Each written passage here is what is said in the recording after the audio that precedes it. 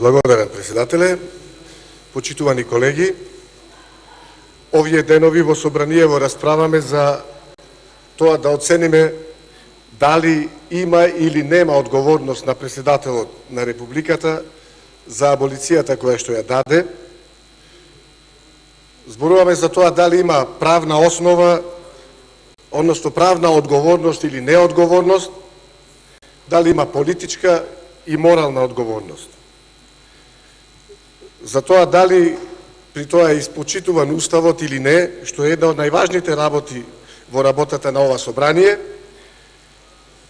Исто така дали судиите во Уставниот суд постапиле правилно, односно го познаваат правото или не, односно дали тие од храмот на правото го знаеле правото или не.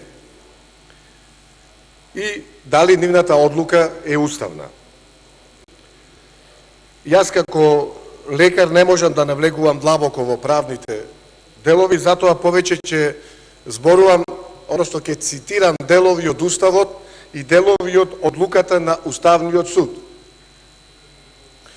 Почитувани колеги, Уставот на Република Македонија во член 84 став 1 алинеја 9 го утврдува правото на председателот на Републиката да дава помилување.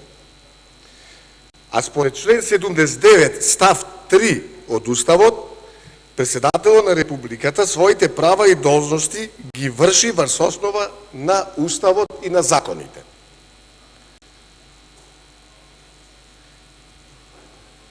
Подетално прашањата за помилувањето се регулирани во 1993 година со Законот за помилување. Во него, во член 1, стои дека председателот на Република Македонија дава помилување на поименечно определени лица за кривични дела предвидени со законите на Република Македонија, а согласно со одредбите на Кривичниот закон и одредбите на овој закон.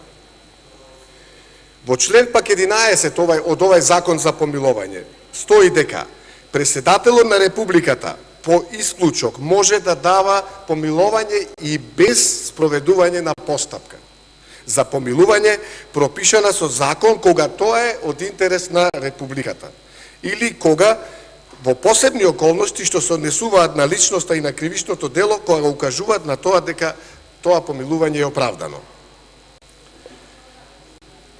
Значи, председателот на Републиката по исклучок може да помилува лице и лица кога тоа е во интерес на Републиката и таа одлука, значи, тоа упатува дека нигде не стои колку лица можат да добијат помилување. Значи, нагласувам, може да помилува одредено лице или лица кога е во интерес на Републиката. Председателот, значи, не одлучува во својство на судски орган, туку како државен орган кој што го добил легитимитетот на непосредни избори. За тоа за легитимитетот нешто покасно ќе се упатам. Сега, со Законот за изменување и дополнување на Законот за помилување од 2009 година, Собранието на Република Македонија одлучи да го избрише членот 11 од Законот на помилување од 1993 година. За на 16.3.2016 година Уставниот суд со одлука го укина целиот Закон за изменување и дополнување на Законот за помилување. Вклучително го укина и членот 10 од тој закон во кој беше предвидено бришење на членот 11 во кој е регулиран начинот на кој председателот го врши помилување. Во Уставот на Република Македонија, член 112 став 3, се вели дека одлуките на Уставниот суд се конечни и извршни.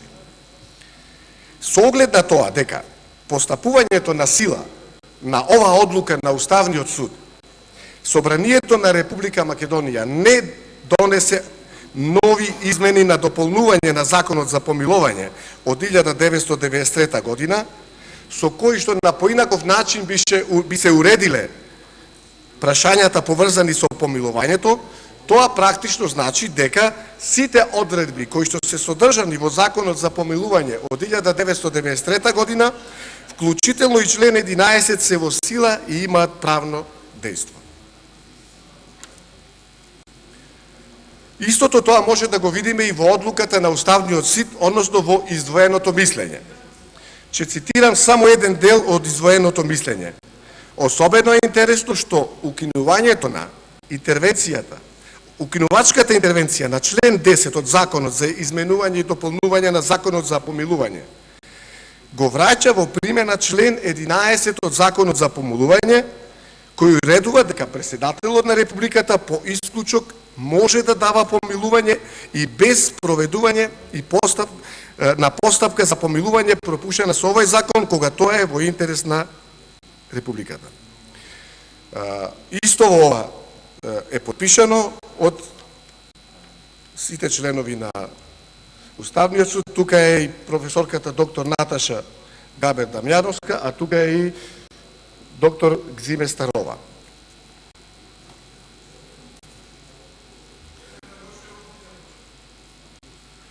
Значи, во одлуката на Уставниот суд стои јасно. Тоа го потврдиле почитувани колеги и членовите и доктор Старова и Габер. Што се однесува до аболицијата, сакам ради граѓаните да појасниме еден дел. Значи, аболицијата во принцип уставно се дава за ослободување од судска постапка за лица или служби кои со своето работење, вршејќи државни или политички активности, ги надминале законите. Цитирам како стои во Уставот и зошто се дава аболиција. Значи, се давале аболиции на припадници на тајни полиции, на шпиуни, на политичари, на писатели, на новинари, кои вршејќи ја својата работа го прекршиле законот во интерес на своите политички убедувања. Но ќе нагласам, никако во интерес да се стекнат со незаконски пари. Што значи тоа? Во претходната аболиција, која што бе се дадена од председателот Црвенковски на господинот Зоран Заев, направен е преседан кој не се памти во историјата на европските демократски држави. Досега никој не е ослободен со аболиција осомачен за ваков тип на криминал. Кога таа аболиција тогаш беше донесена, тогаш беше уставна. И покрај тоа што не беше донесена за дел како што пишува во Уставот, туку беше донесена за сосем друг тип на криминал. Тогаш беше уставна и не се дискутираше. Значи, правиме аршини како ни одговара. Сега оваа аболиција е противуставна. Тогаш почитуваниот господин Зоран Заев рече, не ми се даде прилика да докажам дека сум невин. Така, тоа беше неговата изјава. Ево сега го повикуваме да побара од председателот да ја укине аболицијата и да му докаже на македонскиот народ дека е невин, односно да повели да докаже дека не е крив. Што се однесува до легитимитетот на председателот Иванов, значи, председателот Иванов е единствен председател во демократска Македонија во овие 25 години, 26, кој што го освоил председателскиот мандат по втор пат на непосредни председателски избори. Почитуваниот председател Глигоров беше 2 пати председател, но еднаш беше изгласан во собрание. Почитуваниот Трајковски трагично загина и немаше прилика за да биде повтор пат, а почитуваниот Црвенковски немаше храброст повтор пат да излезе и да се соочи, да каже што направил за да излезе. Исто така, легитимитетот кој што го дава народот, јасно го кажуваат и бројките. 2009 година, и покрај тоа што моите колеги нагласија, јас повторно ќе повторам ради гласачите, ради народот. Во 2009 година, председателот Ѓорѓе Иванов имаше 453.616 гласачи, наспроти 264.828 гласови на господинот Љубомир Фрчковски. Пресметано во проценти, тоа е 58% повеќе гласови од неговите 264.000. Почитувани, 58% повеќе. Во 2014 година председателот Иванов направи уште подобар резултат. 534.910 гласови. Наспроти 398.070 гласови на Стево Пендаровски. Во проценти, од бројот на гласовите на господинот Пендаровски, 74% повеќе. Рачунајте, колеги, со телефоните и ќе видите 74% повеќе од неговите 398.000. И тоа сам ги освои. Така, без поддршка на другите партии. Јасно е како. Или, за да појаснам, господине Ковачевски, сам имаше повеќе него сите три партии што имате сега побарано да разговараме овде за него. Повеќе него сите три партии заедно. Ето тоа, господин Ковачевски. Сега, дали ќе го почитуваме тоа или не, останува народот. Народот ги слуша тие бројки и ќе размислува. На крај, сепак ние овде во собраниево, почитувани колеги, имаме одговорност да разговараме и за морална и за политичка одговорност, но одговорноста наша е да одлучуваме врз база на Уставот на Република Македонија. Значи, ние овде може да зборуваме за политика и политички моменти, може да зборуваме и за моралните, али нашите одлуки исклучиво треба да се засноваат врз база на Уставот на Република Македонија. А Уставот на Република Македонија му дава право на председателот да донеси ваква одлука. Затоа прво ги нагласив тие членови по кои тој има право да носи таква одлука. Иако да нагласам, ВМРО ДПМН бевне против оваа аболиција и сме против таа аболиција. Веруваме дека председателот Иванов имал причини кои што ние или ги знаеме или не, или ги предпоставуваме или не. Што е важно?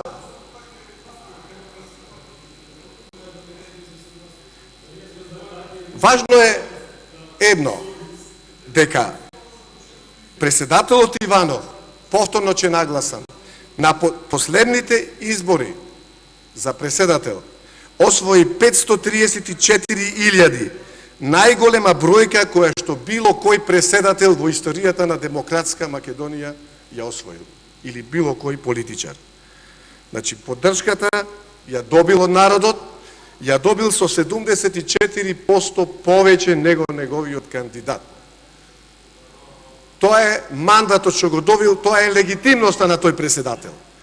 А членот 11 и Уставот јасно кажуваат кој е неговото право и дали има право или не да ја даде аболицијата. Благодарам. Благодарам јас.